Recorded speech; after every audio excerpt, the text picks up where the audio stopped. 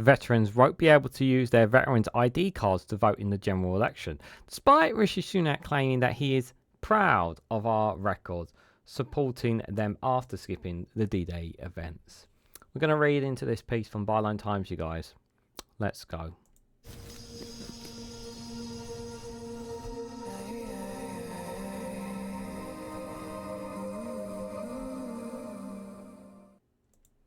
Good morning, good afternoon, good evening, wherever you are in the world. This is Reganelite here with an article from Byline Times with the headline of veterans won't be able to use their veterans ID cards to vote in the general election, despite Rishi Sunak claiming that he is proud of our record supporting them after skipping the D-Day events.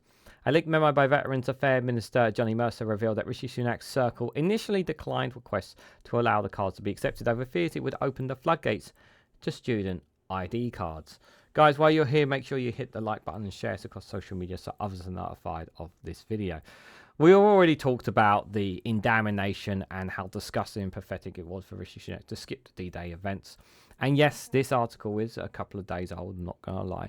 But I wanted to pull this back because I really think it's quite hypocritical of a Prime Minister to say that he's proud of veterans and proud of our record supporting them, and yet right here kind of smacks into the face of that when you look at veteran ID cards not even being allowed to use for this general election. Now, I know specifically that the Conservatives have been trying to suppress more of the younger voters when it comes to voter ID. And Labour have said that they are going to review the voter ID system. At least they've stated that. Whether they will or not, obviously, is another thing. Personally, I'm with the Lib Dems in thinking that the that voter ID should be scrapped altogether. Maybe some of you will vehemently disagree with me in the comments. Let me know your thoughts if you what you think on voter ID. But I think it just it's so important that it's not just about those who took part in the D-Day events. It's not just about veterans. It's about those who are in the services now, in our military armed forces, in our RAF, our Royal Marines, and so forth. It is just as much about where those veterans and those soldiers who participated, where they are now. Because some of them who've come back into civilian life, many of them are struggling, many of them are homeless, many of them feel like crap when they have served their country and their country has literally spat on them and done nothing for them. And that's how some of them feel. So when you hear this term, proud of our record supporting them, it really does drive a stake in the knife of some of these people who have literally given up a chunk of their lives to support us, to protect us. You don't have to agree. I don't agree with some of the wars and conflicts we have been in. I certainly do not. But I do respect our veterans and our armed forces for what they do, because it is a huge honour, and it is also incredibly dangerous, and it can have everlasting psychological or physical, mental effects on the person's body, male or female for that matter. And I think that's really, really important to highlight when we talk about our veterans. So veterans ID will not be accepted as a valid form of voter identification in the general election, Byline Times can reveal just weeks after Rishi Sunak left the 80th anniversary commemorations on D-Day earlier, and then repeatedly claimed that he's proud of our record in supporting the veterans here in the UK. Despite promises from both Downing Street and the Veterans Minister Affairs, veterans will not be able to use their card at polling stations on the 4th of July. Electoral Commission spokesperson confirmed to Byline Times that the list of accepted ID is set in law and has not changed since the May elections. During the local elections last month, a dedicated former army officer, Adam Diver, was turned away at the polls in Lancashire because his veterans ID was deemed unacceptable. Mr. Diver posted about his experience on X, which it went viral. The Veterans Affairs Minister Johnny Mercer reportedly gave assurances that plans were in place to add veterans ID cards to the list, and they would be accepted at the UK's next election.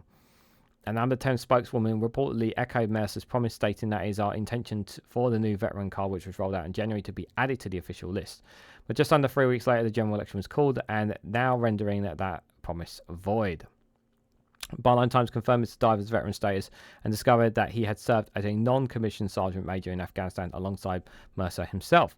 Shortly after the local elections in May, the Times revealed that Mercer had lobbied Downing Street for adding veterans' ID cards to the list of valid ID voter for election. But in a leaked memo written by Mercer, he claimed that Rishi Sunak's circle denied his request over fears that it would open the floodgates for student ID cards to being accepted as well. Byline Times understands that the necessary secondary legislation required to include veterans' cards was drafted in May and making its way through the parliamentary pipeline, but Mr. Sunak's abrupt decision to dissolve Parliament and cut legislation short, breaking Mercer's and the Prime Minister's own promises to veterans. Mr. Diver said he was very disappointed and told this newspaper that maybe we need a person with no affiliation or allegations to any political party for an unbiased approach to the issue. Yes, maybe we should. And that makes total sense to me. Yeah, it's like this is the thing. Like I don't really have on this. I would say you can't really I think the Veterans Minister Johnny Mercer there. I don't think we really can blame him. Like if what Byline are saying here is true, he as a Veterans Minister, no doubt he would have obviously been pushing for this. So I don't think you can really have criticism of him. I'm sure that his voting record is quite poor and probably speaks for itself, because he is a Conservative after all. But Sunak here calling the election, so many things were kind of thrown out of whack when he called it, when he did. This is another thing that's added to it. Now, whether or not they were going to get down the road, I don't think they would anyway. And when it says there that obviously that they were worried about opening the floodgates to student ID because they don't want young people voting, because they know that the young people are not going to vote for Conservative because they know they're going to vote them out.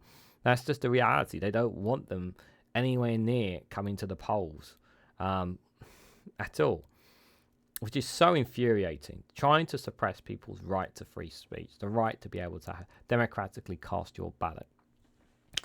And it's really insulting to veterans as well. I know obviously most seniors have forms of ID that they can use, but I really think that a Labour government, if it comes in, say they're going to review it. I hope they review it. Either they expand it so that everybody is able to access ID very easily, or you scrap it altogether. Like I've always said that when voter ID came in, if you were going to introduce it, you need to offer everyone a free photographic ID card, free one, so that people are able to vote freely if you wanted to ensure there's no electoral fraud or whatsoever. Even though there was like a 0.05% of electoral fraud at the last general election. I know people claim that there was Russian interference in that general election. I don't know how much of that is. We do know there was some in the Brexit referendum. But if I'm honest, I don't know. I honestly don't know the answer to that. I know some people will say in the comments anyway, but because we'll constantly hear that. But I just think Veterans ID should have been added, as is student ID, because more younger people need to have the opportunity to vote. But this, once again, if you're still thinking of voting Conservative, just remember that's the kind of person that you're voting for. Prime Minister that says one thing and does another again. So what do you guys think? What do you guys make of Rishi Sunak saying he's proud of our record supporting them when he doesn't even when veteran IDs aren't even being introduced, and they didn't want to introduce them because they were afraid of having to bring in student IDs as part of photo identification. How does that make you feel? Let me know your thoughts and more in the comment section down below. If you found this video informative, please hit the like button. We greatly appreciate it. Share it across social media so others are notified of this video. And subscribe, because it really does help support the channel. And if you want to go one step further, financially support me and the work that I do here, you can do so by becoming a YouTube member for as little as 99p. Or join me on Rumble or Patreon for exclusive content as well. So thank you all so much for watching. I hope to catch you all very, very soon.